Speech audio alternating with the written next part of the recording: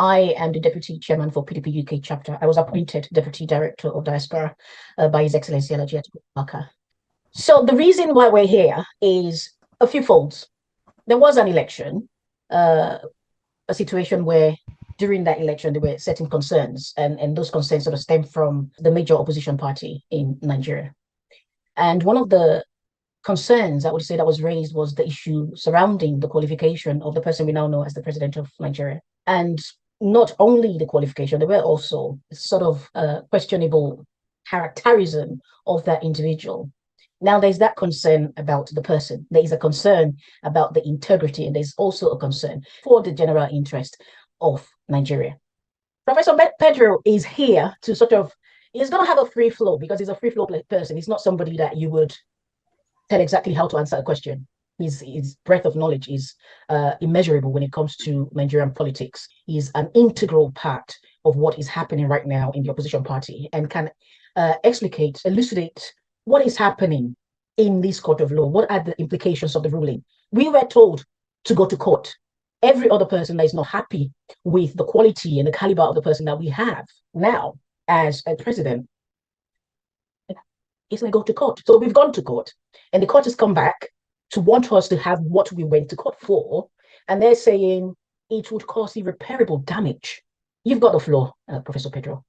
I want to thank Professor Emmanuel and all those who have helped to put together this communication platform for us to be able to talk about what is affecting our nation. I no longer see this as a party thing. I think this is an existential situation, a threat to corporate Nigeria. The truth of the matter is Nigeria has become more or less like a sorry state. And the major problem we have as a nation is not necessarily the fact that elections are rigged. It is not necessarily the fact that we seem to have buccaneers and pirates and other kind of miscreants, pardon my French, lording over us as a nation. It also calls to question this last election, our leadership selection process. Now we are saddled with a shame. We are covered in a national garment of shame. And as a result of that, Nigerians are beginning to wonder whether in this new dispensation, whether our take-home pay can take us home. This is not a PDP problem. It is not also an APC problem, but it's a problem to every right-thinking Nigerian, for whom our continued existence and our position in the Committee of Nations will be seen as being under threat. Now, I will just go back a little bit to give a little historical background. In the history or in the annals of electioneering in Nigeria, not even the wettier years of the 1963-1964 leading to the coup of the early mornings of January 15, 1966, has been so dastardly, the nation been so dastardly brought to its knees. Today, the worst of us seem to be lording over the best and the rest of us. But the major problem is that the rest of us are uncharacteristically un-Nigerian, because we got to this point in our history as a result of the fact that many of us stand up when we see oppression. We're not a fear. Where I come from, now here then kill this man put, is of more importance than I hear this man see fight, he begin run into bush. Today, it seems as if our Nigerians of today, that is across board. Soyinka once described them in his essay some years ago as the wasted generation. But that wasted generation of which was the Soyinka generation, are today the ones who are dealing with us. Then those of us who came behind them, we now appear from being the protesting generation of the 1990s, those who stood in the parapets and faced the guns of Buhari, Abacha, and Babangida.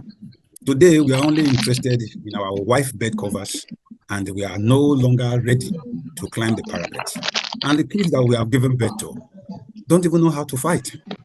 I know that answers happened, but the answers have just been a speckled dot on our history. But before then, we stood on the street of Lagos. We faced tanks in Oshodi for things a lot less disturbing than the 2023 electoral shame. Now, in Nigeria of today, many of us are wondering, what is all this go to court? The heading of this thing, go to court, was not an APC heading. It is something premised on the utterance of a supposedly unbiased umpire, who now became the connoisseur, who now became the romanticizer of everything that is illegal. What Nigerians should do, and I believe that if we don't do it now, even if the election, even if the appeal court had called for a rerun or a cancellation or whatever, leaving Mr. Mahmoud, my friend calls him Yahoo Yakubu, Mr. Mahmoud Yahoo, Mr.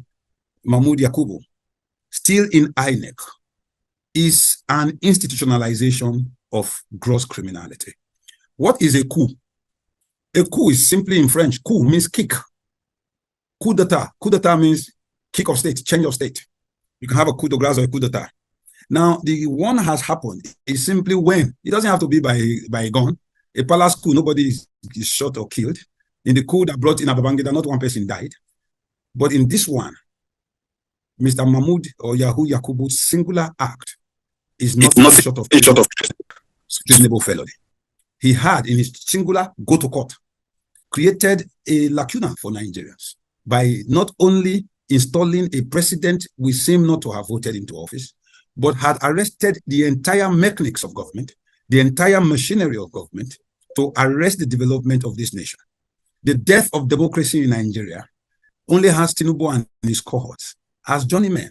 They might have been behind the scene. They might have been the unseen puppeteers. But the man who singularly decided to change the destiny of Nigerians by singularly altering the votes of Nigerians, by singularly, dastardly changing the will of Nigerians, had done much worse than any coup d'etat, whether in Niger Republic, Burkina Faso, or Mali, or otherwise. Now, let's look at the things that you have spoken about. The judgment. I was scared that the appeal court was going to give a judgment that will sack Tinubu, so as to give the Supreme Court the room to assert itself as an end-all. Not an end-all for the sake of this country, but as an end-all for the sake of end-all itself. It's like art for art's sake.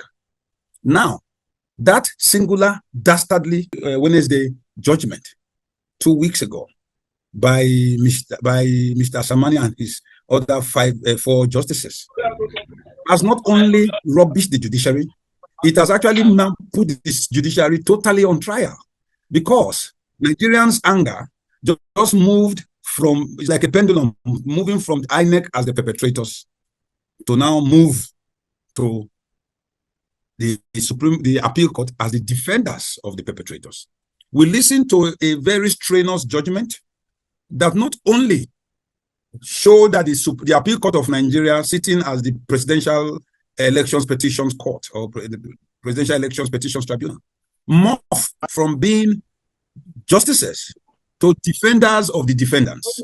And they put forward a defense that was almost 150 pages, much more than the defense put up by the defense itself. That is a travesty. And I wonder the kind of corner in hell that will accommodate such men who have arrogated to themselves a combination and aggregation of the entire causes of the nation, whether it's an Alusi, whether you are Igbo, or all the Orishas in Nigeria. They are focused on them because they had the chance to redeem a battered judiciary, but instead they sunk the judiciary to almost neverland. So I believe that so long as the law remaineth, the Supreme Court of Nigeria will either, by its own singular self, redeem this country or sink our nation to neverland. Because this is an existential, I say it's no longer just the election, it's an existential threat. The judiciary has become a noose hanging over Nigerians, a giant sword of Damocles hanging over Nigerians. And this will lead to some other exponential things. One, let's look at that judgment quickly before I come to the pending appeal. The judgment said simply that there is no difference between Abuja and every other state. That is, that singularly has altered the Nigerian constitution. I wanted to help them because I don't know who trained them. So I don't know who trained them or whether the justices said whether they did some sort of paragraph or one thing. In our constitution, starting way back, even as the Richardson, the Macpherson Constitution, the Independent Constitution, the Republican Constitution, the Constitution of 1979, upon which this Constitution of 1999 as amended was actually based, had one major issue popping up: the creation of a federal capital territory, right from the movement or the aggregation of the Northern Protectorate and the amalgamation of the Northern Protectorate and the Southern Protectorate, with originating capitals in Kaduna and Calabar and Lokoja, to the proclamation of the colony of Lagos as the new federal capital territory. As a result of that, clearly stated in the Independence Constitution of 1960, which led to the emergence of Ribadu as a minister of the Federal Capital Territory of Lagos. The first attempt the first time that was jettisoned was in May 27, 1967, when General Yakubu Gowon created a state for Lagos. Now, if you look at the papers of Akinola Aguda in 1975, when it was put together to come up with a Federal Capital Territory, the originating ethos was clear. Create a place like you have in Washington District of Columbia, Washington, D.C., or in some other areas, like in Perth in Australia, like in other areas where you have a Federal Capital Territory where everybody becomes an indigene. And in trying to get that, they looked for a place that was close to the center of Nigeria geographically, and also had the least demographic density. That was why the homelands of the Bagi, or the people who call Gwaris, that is now surrounding the Federal Capital Territory, were extricated from the old Plateau State, which later became Nasarawa, part of it now became Nasarawa State, the Niger State, and southern part of Kaduna State, and a part of the old Kwara, which is now your part of Kogi State. That was how that was formed. A situation where it was from day one, a creation of a unit that will not even be a federating unit, a place where no man will be oppressed, as it was stated in our old national anthem. That is clear. And then the Constitution itself, which is the ground norm for this country, states clearly that there are parameters for which you must be a state.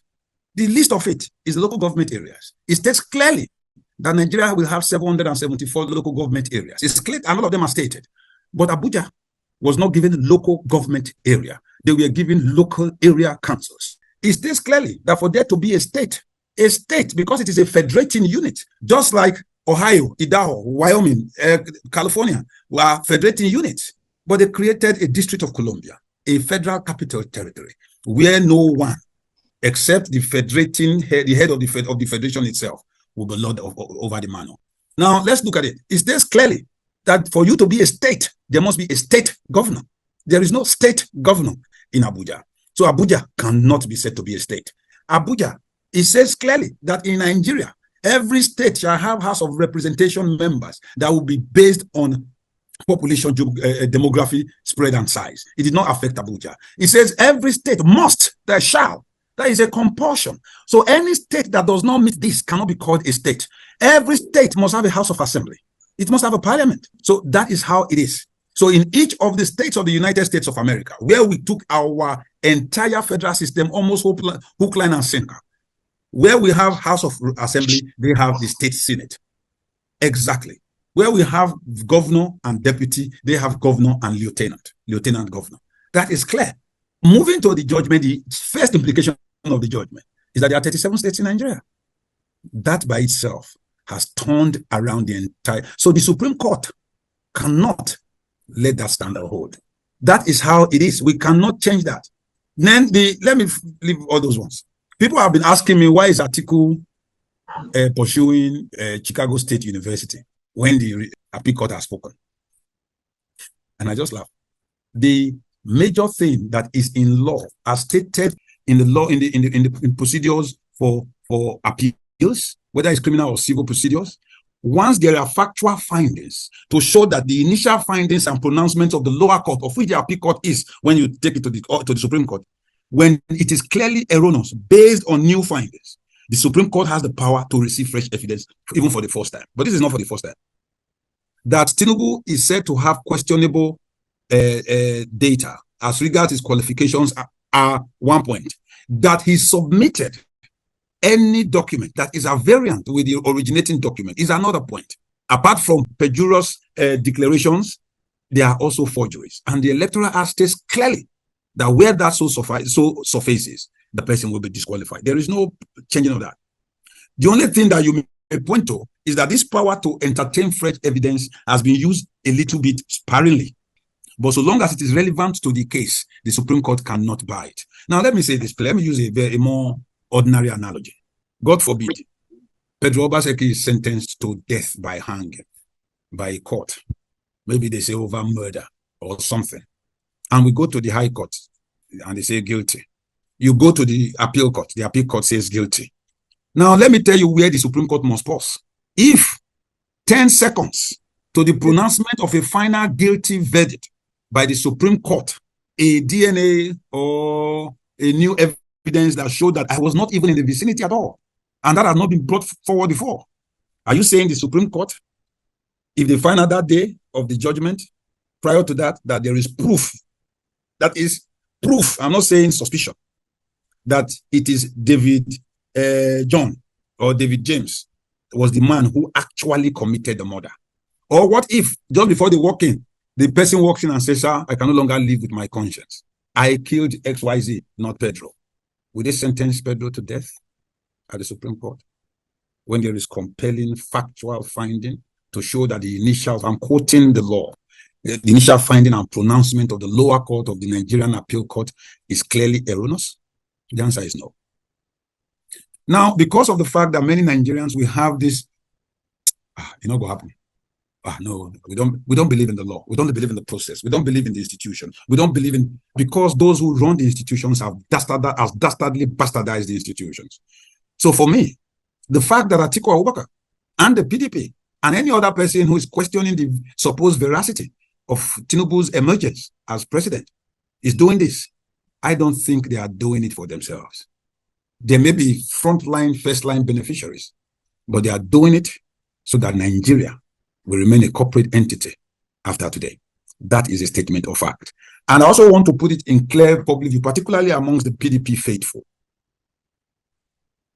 PDP is moving prior to now, or prior to 2015, as the chandelier that stands on top of the altar, to becoming a once golden chalice, now a chalice made of mud. And the only way to change that is for the younger ones, I'm sorry I am saying this clearly, to sit up, stand up, and take over our party. Our party cannot continue to be the party of licentious men who sit behind the sanctuary of locked doors and will away the collective patrimony of everybody. That can no longer continue to happen.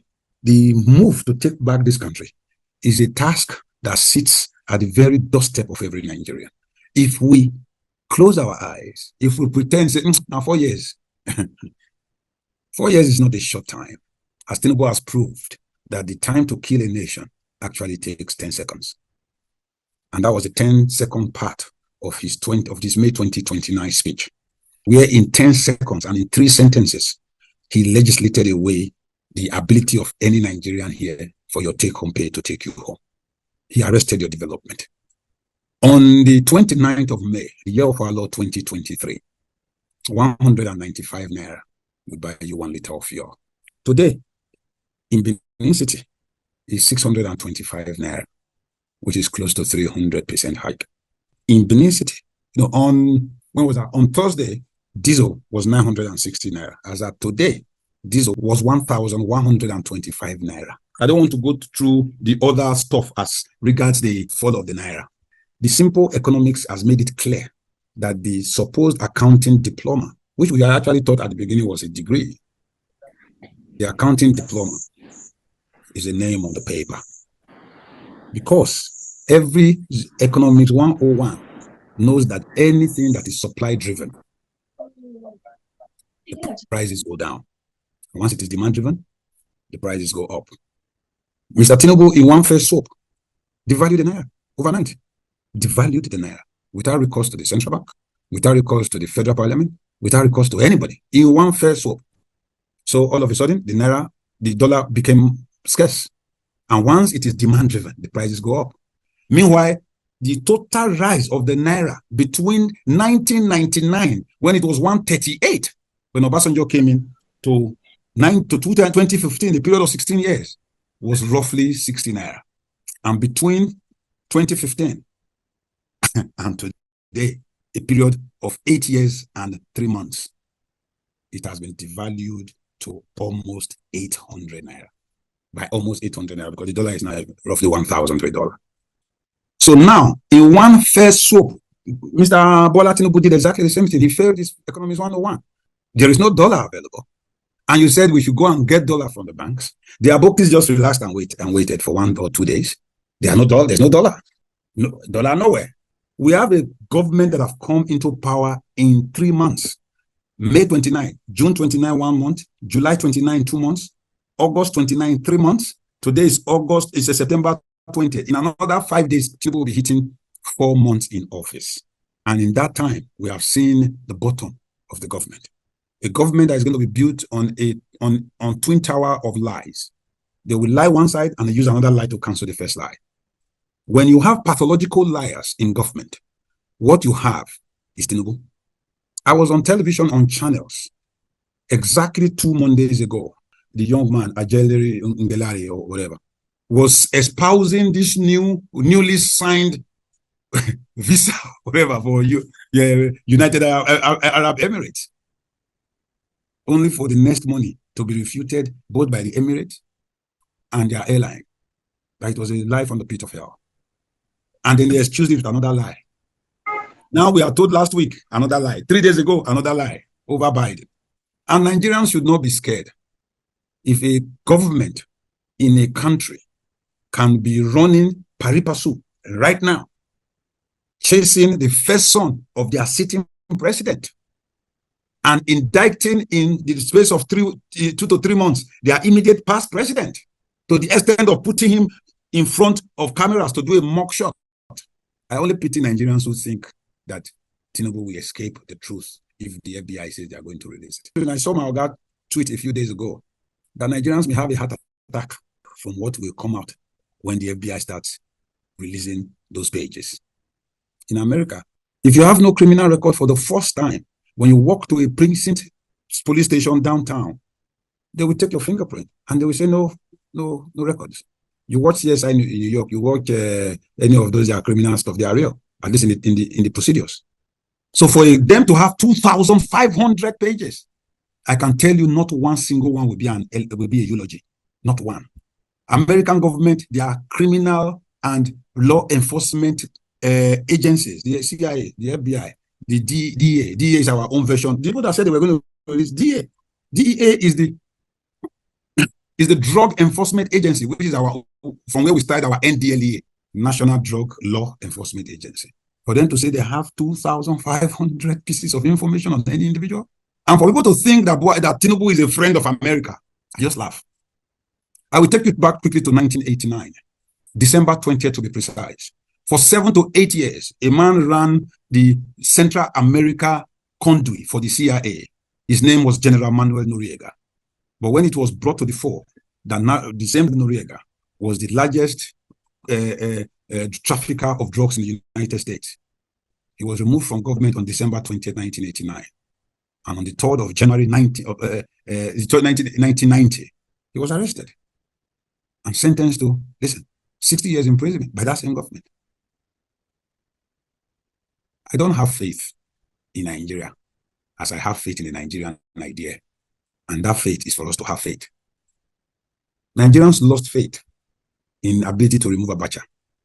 Nigerians capitalized on the fact that Nigerians were fighting to remove Abacha and formed youths earnestly asked for Abacha. Nigerians. So sometimes we are just like the crocodile who eats his own eggs. But at the end, God had a plan bigger than all our plans. I also believe today that God, or whatever Orisha, or Allah, no matter the name or appellation you give to the Almighty, He is not sitting to watch the largest nation, the largest black nation on earth, the real nation that envelopes and encapsulates His idea in the Bible of the 12 tribes of Israel, where our tongues and tribes may differ, and yet in brotherhood we stand. I don't think He's going to let that happen and throw away. Because if that happens, then we'll begin to question whether God is alive. Evil is a very tempestuous thing. It's tempestuous. It gathers momentum. But this is not a sprint, it's a marathon. And in a marathon, evil always loses. Let me just close by singing Bob Marley. He said, you can fool some people sometime, but you can't fool all the people all the time. So to end this with my brothers in Benin, bless a Tinubu cup. Don't fool. And it's brimming and pouring away on the brim. And the only thing we need is for us to steadfast and stand strong and not only be interested in the next school fees. Nigeria is dying. And the only way we can save it is to grab this by the jugular and seize our country from these perennial political jobbers who wants to make sure our take-home pay can no longer take us home. Good evening. Wow.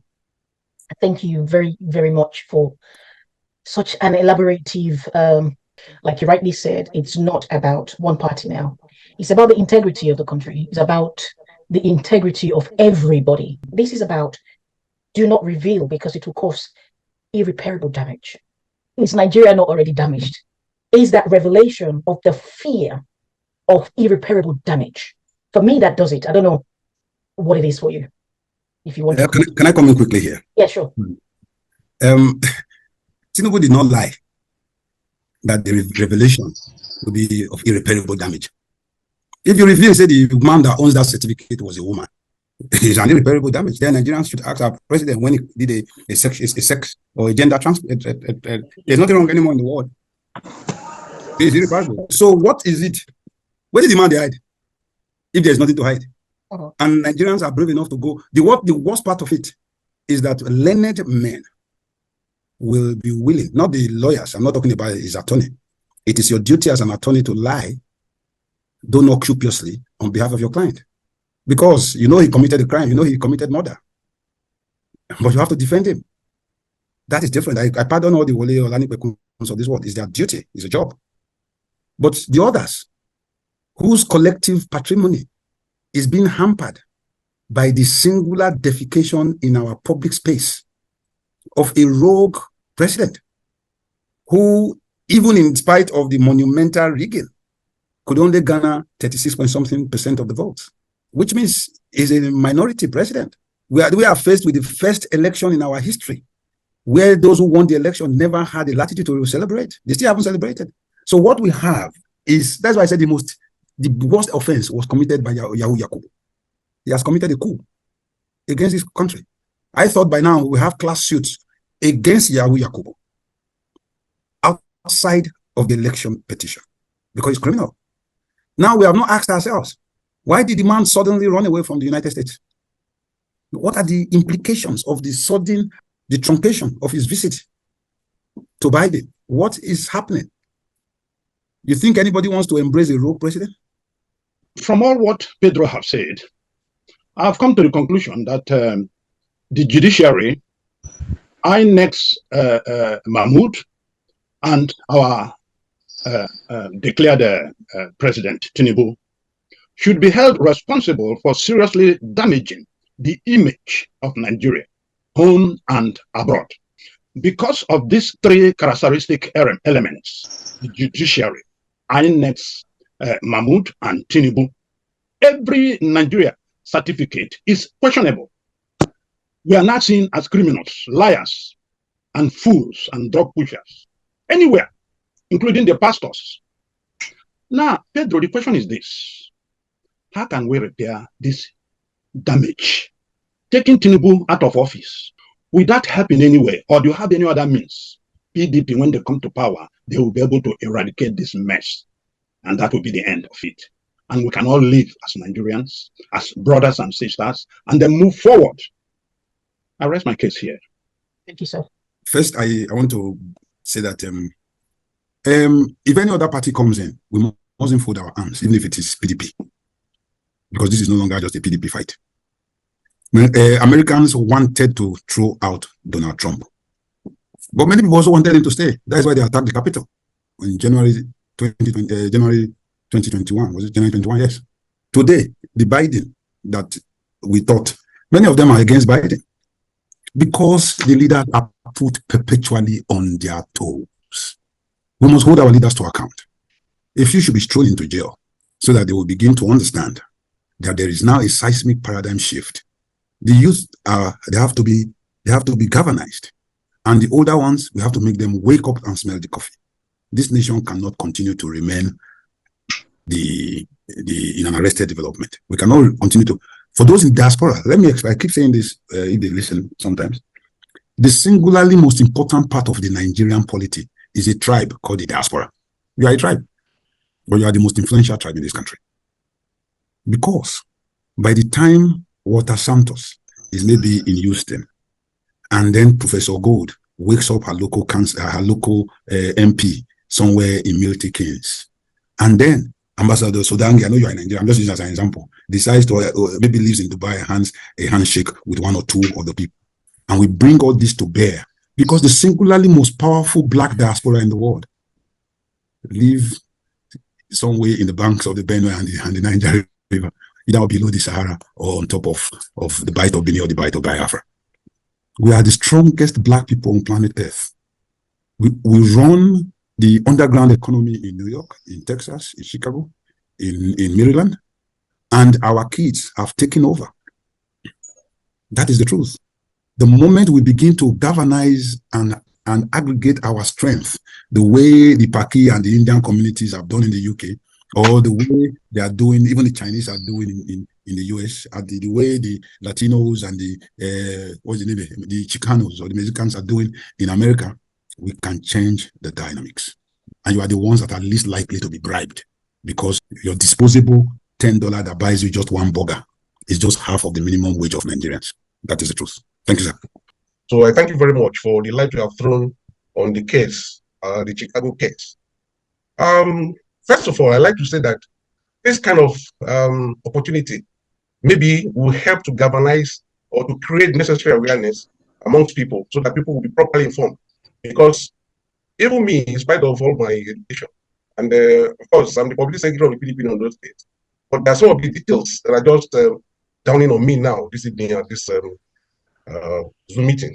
If you look at what happened before, like in 2014, 2015, prior to the exit of Jonathan, the one that was most celebrated was the K2 Ojota occupied Nigeria. And they shut down Lagos for weeks. Now something more calamitous has happened to Nigeria. And maybe we are a little bit late back. You know, we are late back. But it's okay, if not for this kind of opportunity. You just see some commentary on newspapers and that's the end. So I think those who are desirous of taking government will be proactive. We must do certain things as a matter of necessity, even if it's in the area of awareness, letting people know. But why can't we, as an opposition party, get people to think and form some committees that will design strategy? I still believe very strongly that the PDP, for example, has not organized itself properly to do the role, to play the role of an opposition party. Thank you, sir. And I think just to say that, and I think a huge kudos there to Alhaji Atiku Abubakar for going this far to ensure that as Nigerians, we have the best to lead us. And as Nigerians, we're all accountable. I see some hands up. AJ, you've got a question. Please do ask a question. Good to listen to Don Pedro speaks to us again. I love listening to him because he's one of our finest leaders who has been very upright and he hasn't failed us. So we look up to him. Well, my question is number one. What are we expecting? Because we would like to take this information back to our grassroots supporters, those that are close to the grassroots. They will know that Nigerians are losing hope on a daily basis. They're becoming hopeless due to the attitude of the leadership of some of the leadership of the party and other things that arose or have arisen the Presidential Election Petition Tribunal. So the first question is, how far have we fared in this Chicago case, and what should we be expecting moving forward? Then secondly, as per the youths, as youth, we have to come together. Our eyes are widely opened, and we are following up keenly what's happening, both in and outside the party. But it makes you to know that as we are here struggling for the survival of this country, struggling for the survival of the soul of our great party, some member in quote of our great party are also plotting to destroy the soul of our party so that it gives way for them to achieve their aim with the APC, of which I feel they have nothing for Nigeria, but to destroy the system. So how do we manage this? Could you please respond to this for us? Thank you. AJ, so what are we expecting? You know, the things that we asked from the court in Chicago is very simple. Now, when there is a subpoena in the United States, you can't lie under oath. It is a bigger offense. It's almost akin to murder. That is why they are taking it so seriously. So what are we expecting? We've asked specifically, give us a sample of the degree that was passed to everybody. It's the same degree I have that was signed in 1987 in Benin. Everybody that came out from Uniben that year, we all have the same. So you cannot have something different. And you cannot have someone, when I was entering the university, our VC was Professor Adamu Baike. The year I was living, our VC was Grace Adele Williams. So I cannot have the signature of Professor Onokerai, who became VC after that, on my own. It's very simple. Number two, give us the copy of the one and give the man. Number three, the font when this man own, are they the same font? If they are not the same font, it is forged. So the route to proving that the veracity or lack of it, of that document, is what we asked for. And because of the immediacy of the situation, the court had graciously granted that, look, the life of a nation is at stake. Tinubu can claim, because there is a law in America that says because of privacy, but he's no longer a private citizen. The day he was sworn in as the President of the Federal Republic of Nigeria, is in the public domain. So that's one. What we are actually expecting, to quote what I said earlier, is that we have factual findings. And to put a seal on that factual finding is going to be the concomitant or the collateral effect of the release of his true status in that school. And that is why I say, if it is done, it will be reparable. Number two, for the youth, in every 12, my brother, there must be a Judah. Yeah. Now, that Judas was there during Abacha. I mentioned it earlier. A young man, I can't remember, something Kalu, was all over Nigeria, funded by Abacha. And he said, youth earnestly asked for Abacha. They even created a 1 million man march of youths. Earnestly asking for the Abacha that was killing everybody. This one is not as bad as that. The youth, the future of this country is in your hand. Let me speak Bendelibo or Delta Igbo. Iganishu Nigeria. Aka Inkodi. Is in your hand.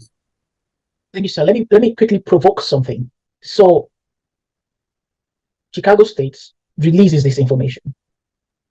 Nigeria has hope in the Supreme Court. So we've seen the way and manner in which the tribunal judges ruled.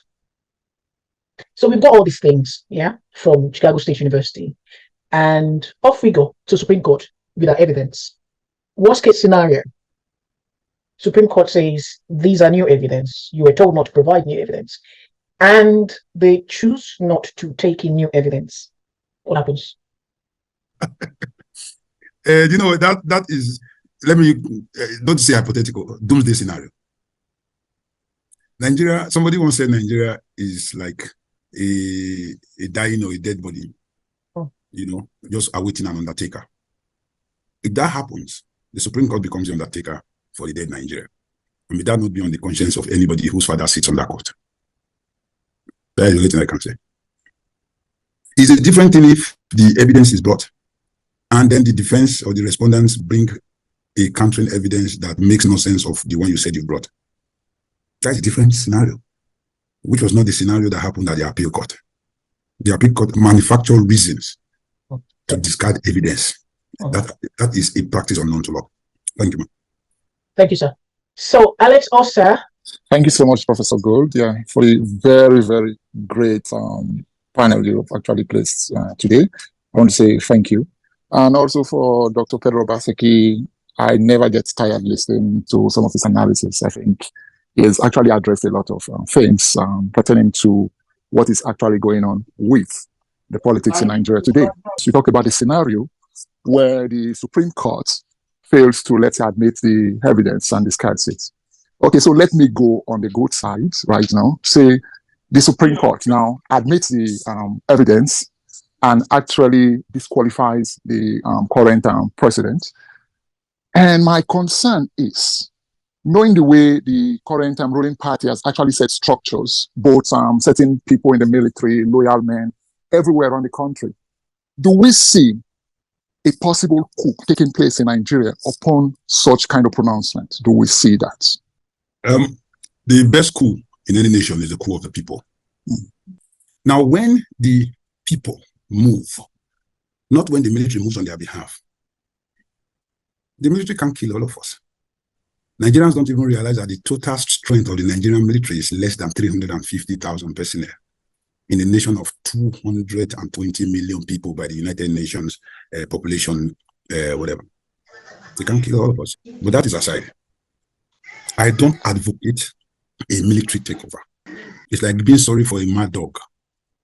Peter Tosh said, sorry for a maga dog, Imago turn around, bite you.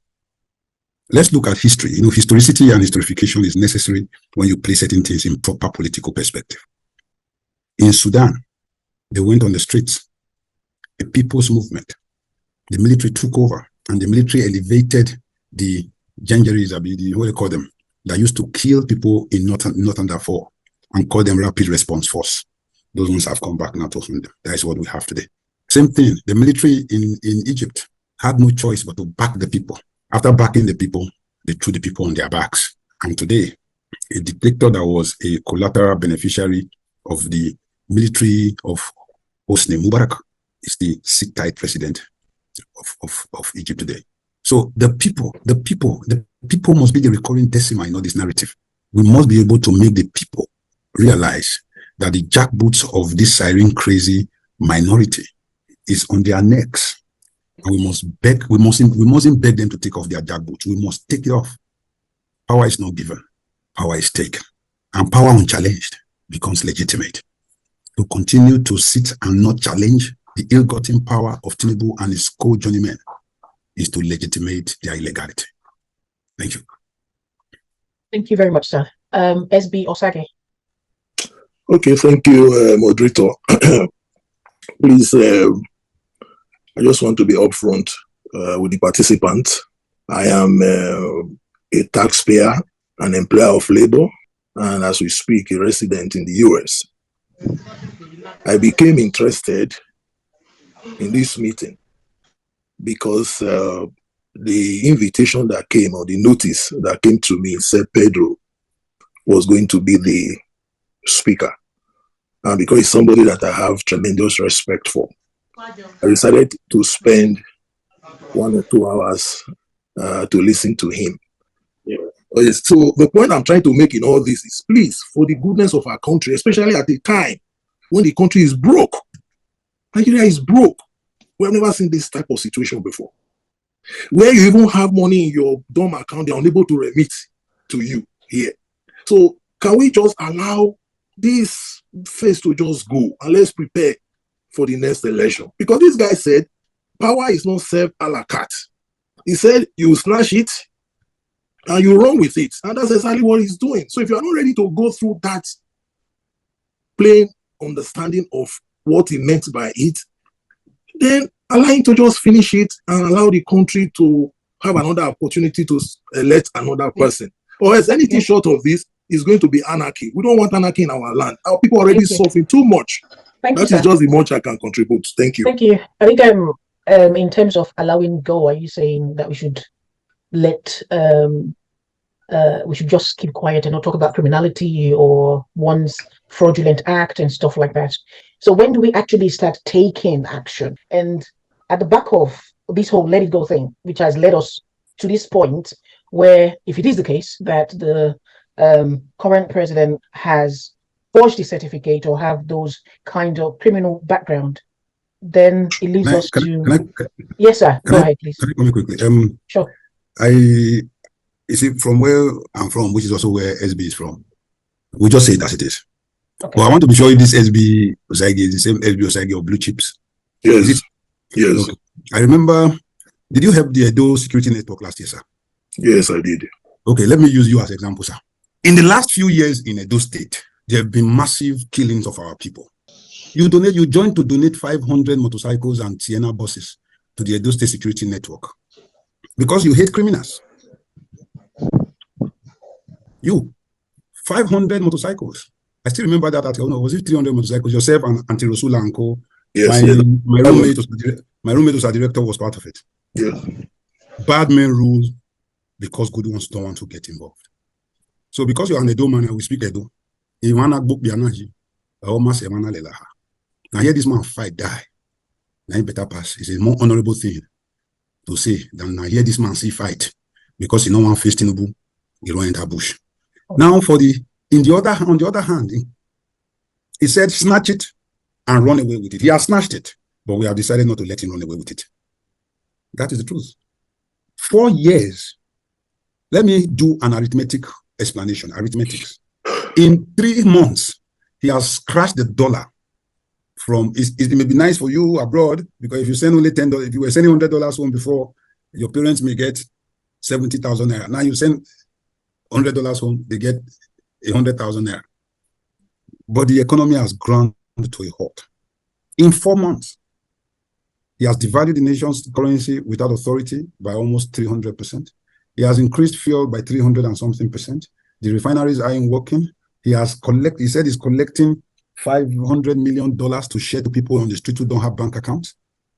In 4 years, there will be no Nigeria for SB Osagie to return to. If we say, let's make it your finish, make it they go. We say, make it your finish, make it they go. 2015. By 2023, 28th of May, Nigeria has lost more people in a non-war situation than any country on planet Earth. Go to our hospitals. Everybody is now a member, a healthcare provider in the NHS in the UK. You walk into a hospital, it's prevalent in the US, yes. But in the US, many Nigerians who are in the US in the medical sector, we are trained in the US. But in the UK, that is not so. Almost 50% of persons of Nigerian extraction in the UK, in the National Health Service, in the NHS system, we are trained in Nigeria. Nigeria will be dead in 4 years. I'm not Nostradamus. I'm just following the arithmetic. What we're talking about here is accountability and the right to go to court, which obviously we've done that, and we're just looking at the implications.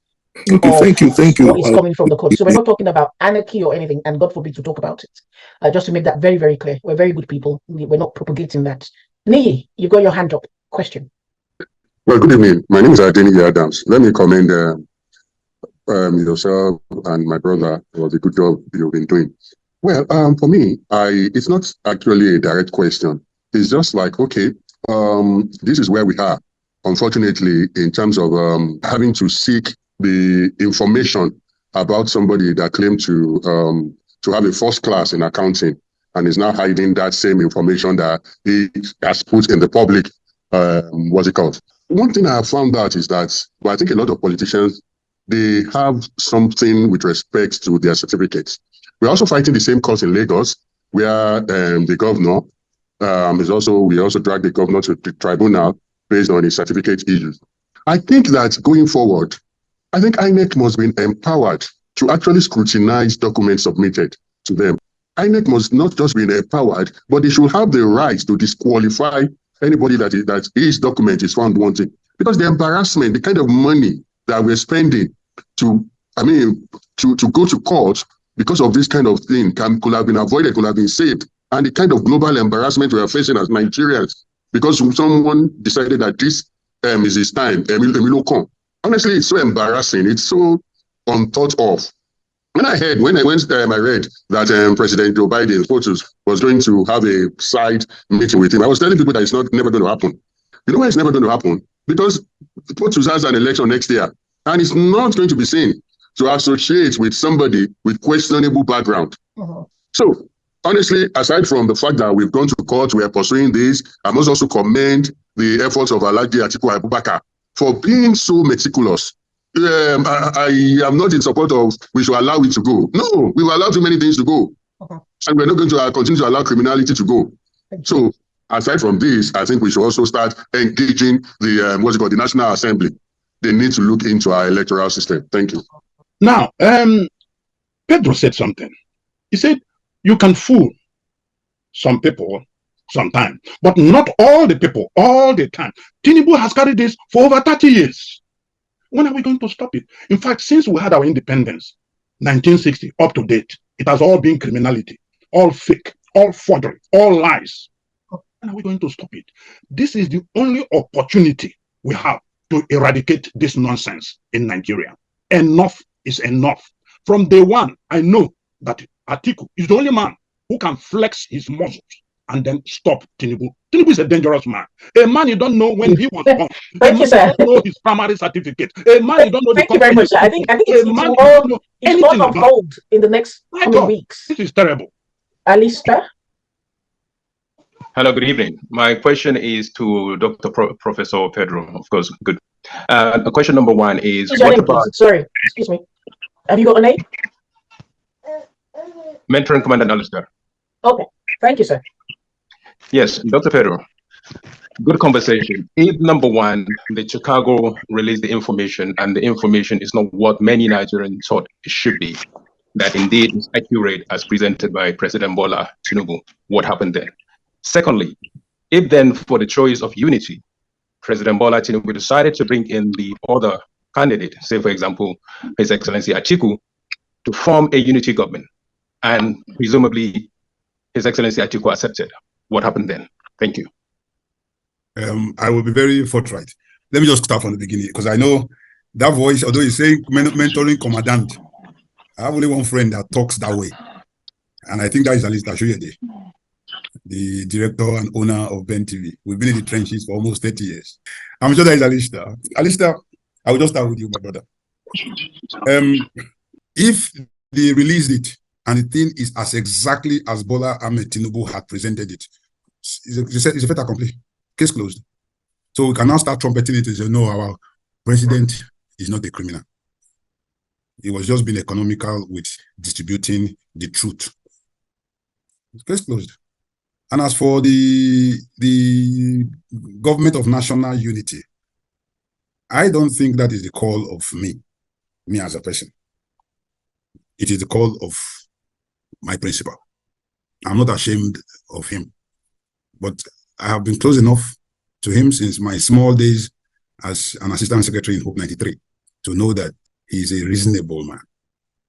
So if that will preserve our Commonwealth, according to the 48 laws of power, never outshine thy leader. That is on the one. Then as for me, Otumbali Adams, the only thing I can say is, thank you, sir.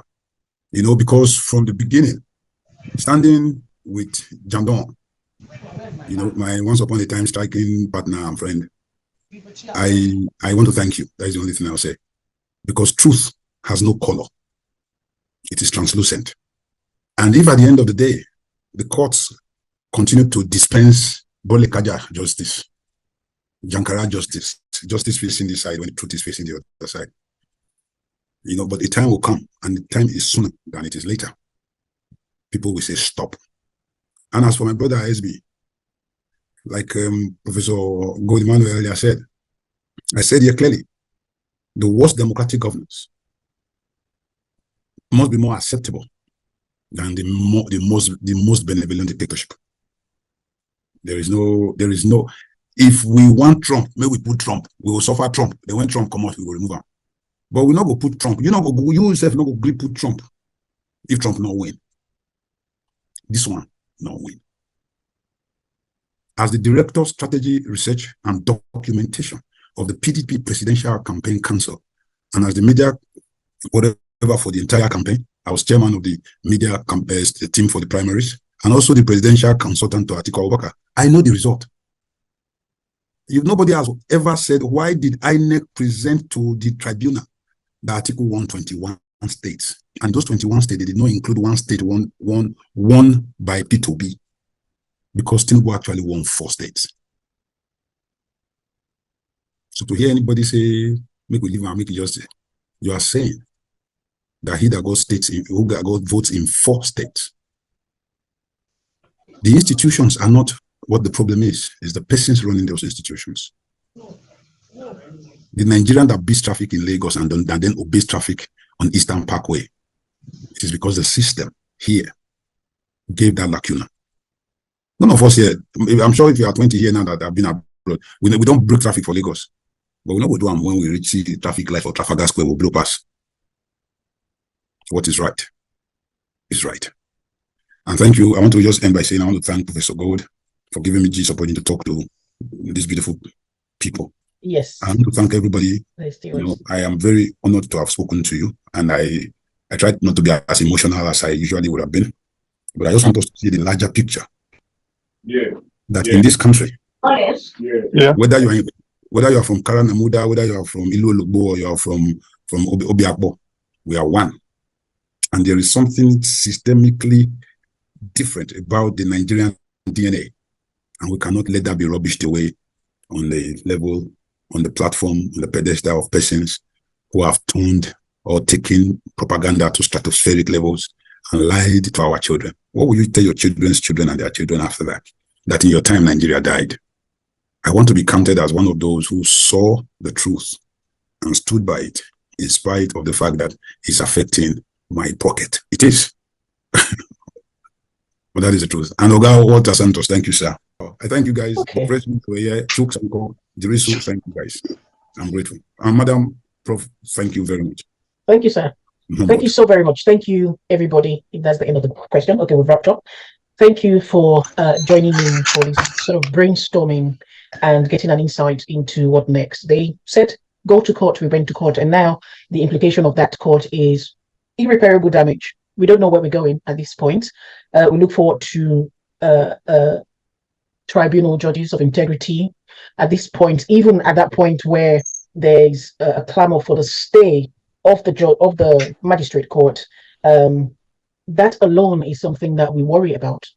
That alone should bring question marks, a question about integrity, question about that person who is representing all Nigerians. And I think it's not just a PDP thing, it's about Nigeria. It's about Nigeria living in Nigeria, it's about Nigerians living outside of Nigeria. And the image that this whole saga is a very shameful thing that is happening. And the image that it's actually given to Nigerians like me, like you, like your children to come is appalling. A huge thank you to His Excellency Atiku Abubakar for going this far and even going farther to make sure that Nigerians have some answers to these questions that have been outstanding for so many years. I would like to wish everybody a very happy Sunday. I'd like to say thank you to everyone and God bless you. Have a nice evening.